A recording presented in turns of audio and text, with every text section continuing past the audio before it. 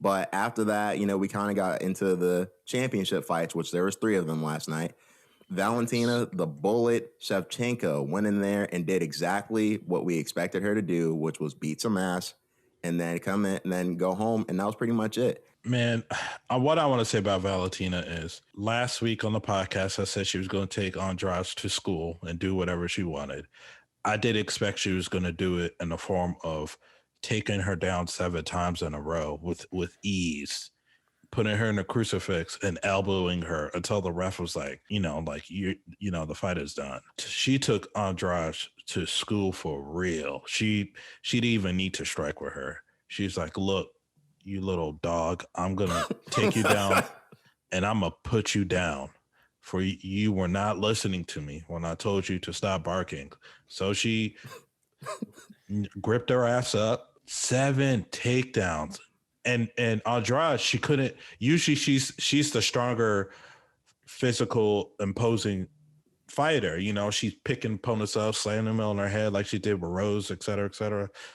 This time, nah, man, she met the wrong one last night. And man, it's time for Shevchenko to fight Valentina. There's not much to say on the fight, man, because she beat her ass. It was a domination. She just went in there and took her down and really just beat her ass.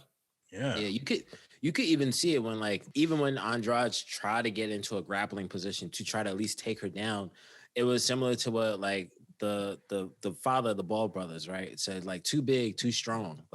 She just literally would just Andrade was just literally getting manhandled by Valentina. And it was just it just shows you that separation between the champion and the number 1 contender, because you could be a scary person, a boogie, whoever. But then when you go against the champion, it shows okay, there's a difference. There's a huge difference between the two. So Valentina, she went out there and proved to her, listen, we don't even deserve to be in the same weight class. You don't deserve to be in the same space as me.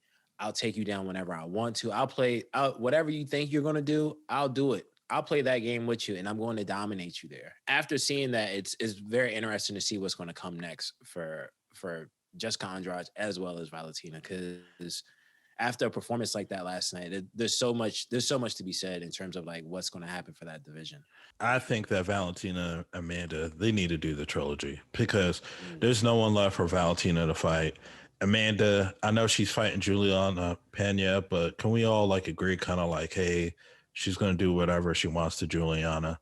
You know what I mean? So I hope both ladies can convince Dana to set that trilogy up, because they're the 2 best women in the world when it comes to combat sports. They're the best. Their situation kind of reminds me of when GSP and Anderson Silva were really dominating, and it's hey, it only makes sense for them to fight each other at this point in time. The way I see it is if Valentina decides to stay down at her weight class and just keep on dominating, she can do it for as long as she wants and then retires, because I don't see anybody beating her, honestly. And same thing for Amanda. So I would like to see them fight. They don't have to fight, but it seems like the only fight that really makes sense, unless we're just going to keep on running it back.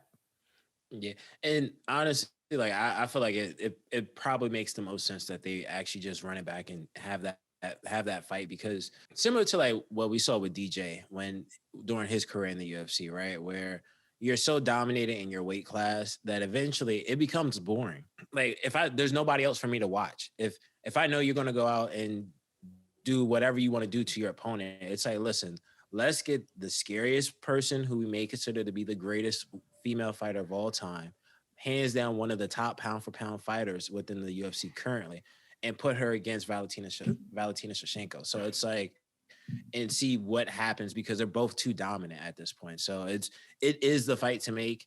More than likely, hopefully the MMA gods don't choose to shake the dice up with the Pena fight and let something crazy, because that's how the UFC can happen, man. Next thing you know, we're saying, okay, yeah, after she goes through Pena, we have this fight, and the next thing you know, something crazy happens, similar to the Rose fight to some extent, a surprise. So hopefully they can make that. Hopefully Dana can get that fight to go at some point in time. Definitely.